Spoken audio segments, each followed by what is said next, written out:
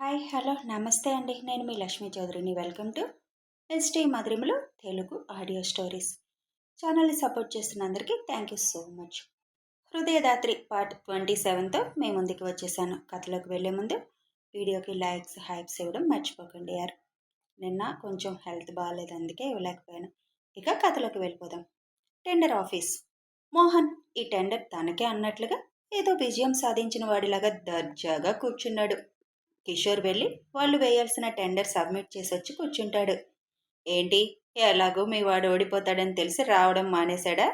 నువ్వు ఒక్కడవే వచ్చావు అని వెటకారంగా అడుగుతాడు. మోహన్, ఓడిపోతాడని నువ్వెలా చెప్పగలవు? అయినా వాడు పిల్లి కాదు, భయపడి రావడం మానేయడానికి పులి వస్తున్నాడు, ఆన్ ద వే అని చెబుతాడు కిషోర్. రానివ్వు, ఓడిపోయినప్పుడు వాడి ఫేస్ ఎలా ఉంటుంది చూడాలి కదా అని మోహన్ అంటాడు. ఎవరు ఓడిపోతారు ఎవరు గెలుస్తారు అనేది కొంచెం సేపటికి తెలుస్తుంది, అప్పుడు చూద్దాం ఎవరి ఫేస్ ఎలా ఉంటుంది అని అంటాడు కిషోర్. అప్పుడే దేవ్ కార్ వచ్చి ఆగుతుంది అక్కడ. దేవ్ కార్ దిగి స్టైల్గా గాగుల్స్ పెట్టుకొని ఒక హ్యాండ్ ప్యాంట్ పాకెట్లో పెట్టుకొని హోందాగా నడుచుకొని వస్తుంటే నిజంగానే చిరుత వస్తుంది అన్నట్టు అనిపిస్తుంది మోహన్కి. ఏంటి, చిరుత వస్తుంది అన్నట్లుంది కదా అని అంటాడు కిషోర్. మోహన్ మొహం తిప్పుకుంటాడు. దేవ్ వచ్చి క్రాస్ లెగ్స్ వేసుకొని కూర్చుంటాడు. టైం అవడంతో టెండర్ ఓపెన్ చేసి అన్నీ చూసి ప్రాజెక్ట్ అతి తక్కువ అమౌంట్ కోట్ చేసిన ఆర్డి ఇండస్ట్రీస్కి వెళ్ళింది అని అనౌన్స్ చేస్తారు. అది విని మోహన్ మొహం మాడిపోతే దేవ్ కార్నర్ స్మైల్ ఇస్తాడు. ఇదెలా సాధ్యం? అంత పక్కగా వాడి టెండర్ కొట్టేసి దానికంటే తక్కువ కోట్ చేశాను కదా, మరెలా వాడికి వెళ్ళింది అని ఆలోచిస్తున్నాడు. దేవ్ మోహన్ మొహం మీద చిటిక వేసి, ఏంటి ఎలా ఇదంతా జరిగింది అని ఆలోచిస్తున్నావు కదా, ఎప్పుడు పక్కవాడిది దోచుకోవడం తప్ప నీకింకొకటి తెలియదు కదా అని అడుగుతాడు దేవ్. మోహన్ కోపంగా చూస్తూ ఉంటే, నువ్వు నా కంపెనీలోనే ఒకడిని కొనేస్తే నాకు తెలియదు అనుకున్నావా? నీ కోసమే స్పెషల్గా తయారు చేశాను ఆ టెండర్ కోడ్. పాపం కష్టపడి ఏదో సాధిద్దాం అనుకున్నావు, ఒక్కటన్నా సొంతంగా గెలవడానికి ట్రై చేయి అని అక్కడి నుంచి దేవు కదులుతుంటే, నీ ఇంటి పరువు నాతో ఉందిరా. మీ నాన్న నేను కొట్టిన దెబ్బ తట్టుకోలేక ఆత్మహత్య చేసుకున్నాడు, దానికంటే గెలిపి ఇంకేంట్రా, నువ్వు కూడా ఏదో ఒక రోజు అదే చేయాలి అని అంటాడు మోహన్. నేను మా నాన్నలాగా పరువు పోయిందని ఆత్మహత్య చేసుకునే రకాన్ని కాదు, దానికి కారణమైన వారి ప్రాణాలు తీసే రకాన్ని. నీ దగ్గరుంది నా ఇంటి పరువు కాదు, నా ఇంటిలో ఉండడానికి కూడా పనికిరాని వస్తువు అని చెప్పి అక్కడి నుంచి బయటకు వస్తాడు దేవ్. ఎంత పొగరు అనుకుంటూ పళ్ళు నోరుతాడు మోహన్. కారు దగ్గరికి వచ్చి వస్తున్న ఆవేశాన్ని ఆపుకోవడానికి ప్రయత్నం చేస్తాడు దేవ్. కిషోర్ వచ్చి, వదిలేరా, వాడు కుక్క, అలాగే మాట్లాడతాడు, నువ్వు ఆ మాటలు పట్టించుకోకు అని అంటాడు. వాడి మాటలు నేనెందుకు పట్టించుకుంటాను, కానీ గతం కళ్ళ ముందు మెదులుతుంటే వాడిని చంపేయాలని అనిపిస్తుందిరా. కానీ వాడికి చావు కాదు, అంతకన్నా ఎక్కువ నరకం చూపించాలి, ఎందుకు బతికున్నానా అని ఏడవాలి, అదే చేస్తాను అని దేవ్ కారెక్కుతాడు. కిషోర్ కూడా కారు ఎక్కగానే, ఇందాక ఎలా వచ్చావు అని అడుగుతాడు దేవ్. క్యాబ్ బుక్ చేసుకొని వచ్చాను, నాన్న ఇవాళ కారు కావాలని అడిగారు, ఎక్కడికో వెళ్ళాలన్నారు అని అంటాడు కిషోర్. మరి నాకు ఫోన్ చేస్తే మన కారు పంపించేవాడిని కదా అని అంటాడు దేవ్. ఎందుకులే, క్యాబ్ ఉందిగా, ఇక్కడికి ఎలాగో నువ్వు వస్తావు, అందుకే వచ్చేశాను అని అంటాడు కిషోర్. సాయంత్రం ఫంక్షన్కి వస్తున్నావు కదా, కల్పనని తీసుకొనిరా. వస్తాను. సరే అయితే 7కి స్టార్ట్ అవుదాం, నువ్వు నీ కారులో వస్తావా, నేను వచ్చి పిక్ చేసుకోనా?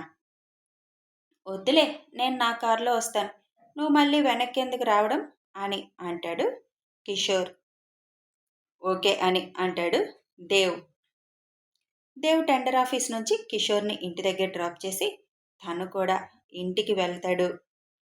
దేవ్ వెళ్ళేసరికి భువి సంజు పాటలు పెట్టుకుని డ్యాన్స్ చేస్తుంటే పెద్దవాళ్ళు వాళ్ళని చూస్తూ ఉంటారు. భువి చీర కట్టుకొని డ్యాన్స్ కోసం చీర చెంగు బొడ్డులో దోపుకొని సంజుతో కలిసి స్టెప్స్ వేస్తుంది. దేవ్ వచ్చి వీళ్ళ డ్యాన్స్ చూసి గుమ్మం దగ్గరే ఆగిపోతాడు. వీళ్ళెవరు దేవుని గమనించుకోరు. 'ఖడ్గం' సినిమాలోని 'అల్లరి అల్లరి చూపులకి' అనే పాటకి తగ్గట్టు స్టెప్స్ వేస్తున్న భువిని రెప్ప కొట్టకుండా చూస్తున్నాడు దేవ్. అప్పటి వరకు ఉన్న చిరాకు అంతా పోయింది. పాటంతా అయిపోయాక చివర్లో రౌండ్ తిరుగుతూ గుమ్మంలో ఉన్న దేవుని చూడగానే టక్కున డాన్స్ ఆపేసి చీర సరి చేసుకుంటుంది భువి. వదినా, ఆపేశావేంటి అని భువి చూస్తున్న వైపు చూసేసరికి అక్కడ దేవ్ కనిపిస్తాడు. భువి చూడగానే అక్కడి నుంచి ముందుకి వస్తాడు దేవ్. ఈ టైంలో దేవుని ఎక్స్పెక్ట్ చేయని భువి ఇప్పుడు దేవ్ వచ్చేసరికి పైగా తను డ్యాన్స్ వేయడం చూశారని తెలిసి సిగ్గు, భయం, కంగారు అన్నీ కలగలిపి ఉక్కిరి బిక్కిరి అయిపోతుంది పాప. నాన్న దేవ్, ఏంటి ఈ టైంలో వచ్చావు అని అడుగుతారు జాను గారు. టెండర్ ఆఫీస్కి వెళ్ళాను జాను, అక్కడే సరిపోయింది. ఇంకిప్పుడు ఆఫీస్కి ఏం వెళ్తానని ఇటు వచ్చేసాను. పైగా సాయంత్రం ఫంక్షన్కి వెళ్ళాలి కదా అని అంటాడు దేవ్. సరే వెళ్ళి ఫ్రెష్ అయ్యిరా, భోజనం చేద్దు అని అంటారు. హా అని దేవ్ పైకి వెళ్తే భూమి కిచెన్లోకి వెళ్తుంది దేవ్ కోసం ఫుడ్ హీట్ చేయడానికి. మా అన్నయ్యతో నేను మాట్లాడాను, నన్ను ట్రిప్కి వెళ్ళమన్నాడు. నేను ఎల్లుండి వెళ్తాను అని అంటుంది నందు. సరే నీ ఇష్టం, కానీ మీ నాన్నకి తెలియనివ్వకు అని అంటుంది మమత. తెలిస్తే ఏమవుతుంది? నేనేమన్నా ఆయనలాగా తప్పు చేస్తున్నానా భయపడ్డానికి అని అంటుంది నందు. నందు, ఎక్కువ మాట్లాడుతున్నావు అని అంటుంది మమత. లేదమ్మా, చాలా తక్కువ మాట్లాడాను. నువ్వు ఆయన్ని ఎంత సమర్థించినా మేము ఆయన్ని సమర్థించలేము అని అంటుంది నందు. మీకేం లోడ్ చేశాడాయన? మీకు అన్ని టైంకి అమరుతున్నాయి కదా. ఏంటమ్మా అంత సింపుల్గా అంటున్నావు? తండ్రిగా మాకెప్పుడైనా ప్రేమని పంచాడా? అసలు మాకేం కావాలో అడిగి తెలుసుకున్నారా? కనీసం మాతో ఒక మాట మాట్లాడారా? నా పిచ్చి గాని నీతో మాట్లాడితే కదా నాతో మాట్లాడడానికి అని అంటుంది నందు.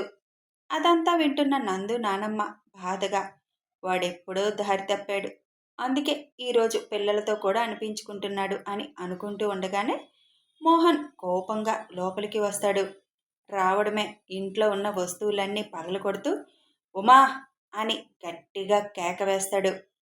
ఎందుకురా అంత ఆవేశం? అలా వస్తువుల మీద చూపించడం ఎందుకు అని అడుగుతుంది మోహన్ అమ్మైన వసుమతి. లేకపోతే మేమే చూపించాలా అని కోపంగా అంటాడు మోహన్. ఇంతలో పైనుంచి స్టైల్గా 50లో అడుగు పెట్టబోతున్నా కూడా 20లాగా రెడీ అయి దిగుతుంది ఉమా. ఉల్లిపొర లాంటి చీరలో కనిపిస్తున్న ఉమని చూడగానే మోహన్ ఆవేశం తగ్గి ఉమని చూస్తూ ఉంటాడు. ఏమైంది మోహన్?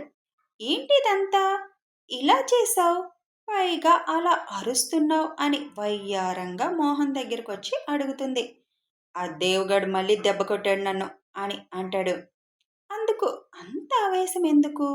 మరో మార్గం ఆలోచించాలి. కానీ నువ్వు ఈ వయసులో ఇంత ఆవేశపడకూడదు. పద, కొంచెం రెస్ట్ తీసుకుందు అని అంటుంది.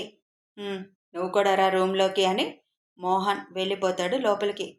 నాకు తెలుసు మోహన్, నిన్నెలా కూల్ చేయాలో అని అనుకుంటూ కొంచెం జ్యూస్ గ్లాస్లో పోసుకొని మోహన్ గదిలోకి వెళ్ళి అందరూ చూస్తుండగానే చిన్న స్మైల్తో తలుపు మూస్తుంది ఉమా. అది చూసి మమత కళ్ళల్లో నీళ్ళొస్తాయి. వసుమతి గారి గుండె బరువెక్కుతుంది. నందుకి అసహ్యం వేస్తుంది. ఈయనకు నేను మర్యాద ఇవ్వాలి ఛీ అనుకుంటూ నందు అక్కడి నుంచి వెళుతుంది. ఎందుకే ఎదురుగా ఉండి ఘోరాలు చూడడం, బయటికి వెళ్ళి పిల్లలతో ప్రశాంతంగా బతకొచ్చు కదా అని అంటారు వసుమతి. పిల్లలకి దక్కాల్సిన హక్కు ఎందుకత్తయ్యా వదులుకోవాలి? అయినా 16 ఏళ్ళుగా ఉన్న బాధనే కదా అలవాటైపోయింది అని అంటూ తన రూముకి వెళ్ళిపోతుంది మమత. ఎందుకు భగవంతుడా నన్ను ఇంకా బతికించావు ఇలాంటి ఘోరాలు చూడ్డానికి అని వసుమతి గారు నిట్టూరుస్తూ అక్కడి నుంచి వెళ్ళిపోతారు. లంచ్ చేసి సాయంత్రం ఫంక్షన్కి వెళ్ళాలి, 6 కల్లా రెడీ అయ్యి ఉండండి అని అంటాడు దేవ్. అన్నయ్య నేను రాను అంటుంది సంజు. ఎందుకని? అక్కడ నాకు ఎవరూ తెలీదు, పైగా మీ ఫ్రెండ్స్ అందరూ కలుస్తారు, నాకు అక్కడ బోరు కొడుతుంది, నేను రాను ప్లీజ్ అని అంటుంది సంజు. సరే నీ ఇష్టం అంటూ నేను కాసేపు రెస్ట్ తీసుకుంటానని పైకి వెళ్ళిపోతాడు దేవ్. రావచ్చు కదా సంజు, అక్కడ నాకెవరూ తెలీదు అని అంటుంది భువి. అన్నయ్య ఉంటాడు, ఇంక నీకు వేరే వాళ్ళతో ఏం పని వదినా అడుగుతుంది సంజు. ఆయన ఫ్రెండ్స్తో ఉంటారు, నాతో ఉండమంటే ఉంటారా ఏంటి? ఏమో వదినా, నన్ను మాత్రం వదిలే, నాకు అలాంటి ఫంక్షన్స్ బోర్ అమ్మా అని అంటుంది సంజు. నాకు తప్పదు కదా అని అంటుంది భువి. సాయంత్రం 6:30 అవుతుండగా దాత్రి రెడీనా అని అంటూ రూమ్లోకి వస్తాడు దేవ్. రావడమే భువిని చూసి ఫ్రీజ్ అయిపోతాడు దేవ్ బాబు. బ్లాక్ పింక్ కాంబినేషన్లో ఉన్న శారీ కట్టి సింపుల్గా తాడుంచుకొని ఒక వైట్ స్టోన్ నెక్లెస్ పెట్టుకుంటుంది. చీరకు మ్యాచింగ్గా చేతి నిండా గాజులు వేసింది. మొహానికి సింపుల్గా చిన్న వైట్ స్టోన్ స్టిక్కర్ పెట్టి చిన్న కుంకుమ పెట్టింది. పెదాలకి లిప్ బామ్ రాసింది. కళ్ళకి సన్నగా కాటుక, అంతే. ఇక ఏ మేకప్ వేయలేదు భువి. భువిని దేవ్ రెప్ప వేయకుండా చూస్తుంటే భువి సిగ్గుగా తలదించుకొని దేవ్ గారు అని పాపిట్లో కుంకుమ పెట్టమని చేతిలో ఉన్న కుంకుమ భరిని చూపిస్తుంది. భువి అలా అనగానే దేవ్ భువి ఎదురుగా వెళ్ళి కుంకుమ భరిన చేతిలోకి తీసుకొని కుంకుమ వేళ్లతో తీసుకొని భువి కళ్ళల్లోకి చూస్తూ పాపిట్లో కుంకుమ పెట్టాడు. భువి దేవ్ అలా చూస్తుంటే కళ్ళు వాల్చేసి దేవ్ గారు ఇంక వెళ్దామా అని అంటుంది. దేవ్ ముందు కొంగి భువి నుదుటిన ముద్దు పెట్టి కళ్ళకి ఉన్న కాటుకు తీసి భువి చెవి వెనక దిష్టి చుక్క పెడతాడు. దేవ్ అలా చేయగానే భువి ఆశ్చర్యంగా చూస్తుంది. ఏంటి అలా చూస్తున్నావు అని అడుగుతాడు. మీకు ఇవి కూడా తెలుసా అంటే? అదే దిష్టి చుక్క పెట్టడం అది. ఎన్ని సినిమాలు చూడడం లేదు అని అంటాడు దేవ్. హో, సినిమాలు చూసి నేర్చుకున్నారా? మరెలా తెలుసు అనుకున్నావు? నేనేమనుకోలేదు, తెలుసా అనుకున్నాను అంతే దేవు గారు. వెళ్దామా అని అంటాడు. హా దేవు గారు, వెళ్దాం. ఇద్దరు మెట్లు దిగొస్తుంటే కింద ఉన్న నలుగురు రెప్ప కొట్టకుండా చూస్తున్నారు. ఇద్దరు ఒకరి కోసం ఒకరు అన్నట్లుగా ఉన్నారు. జై గారికైతే కూతుర్ని అల్లుణ్ణి చూసి కళ్ళ నుండి ఆనంద బాష్పాలు రాలయ్యి. వావ్ అన్నయ్య, వదిన ఎంత బాగున్నారో తెలుసా, ఫంక్షన్లో అందరి కళ్ళు మీ మీదే ఉంటాయి అని అంటుంది సంజు. కిందకొచ్చిన దేవ్ భువి చుట్టూ చేతులు తిప్పి మెటికలు విరుస్తారు జాను గారు. జాను, ఎక్కువైంది అంటాడు దేవ్. లేదు కన్నా, ఇద్దరు ఎంత ముచ్చటగా ఉన్నారో అని. రంగి, పిల్లలు వచ్చాక దిష్టి తీయాలి, నాకు చెప్పు అని చెబుతారు జానుగారు.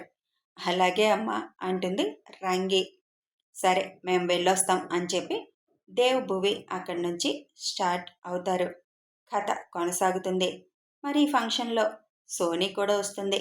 మరి భువిని చూసి తన రియాక్షన్ ఎలా ఉంటుంది, సోనీని చూసి భువి రియాక్షన్ ఎలా ఉంటుంది తెలియాలంటే ఫాలో అయిపోండి. కొంచెం ఫేవర్ యార్, అందుకే ఎక్కువ చేయలేకపోతున్నాను ఆడియోలో. ఇక వీడియో నచ్చితే లైక్ చేయండి, షేర్ చేయండి, కామెంట్ చేయండి, సబ్స్క్రైబ్ చేసుకొని ఛానల్ సపోర్ట్ చేయండి. Thanks for watching.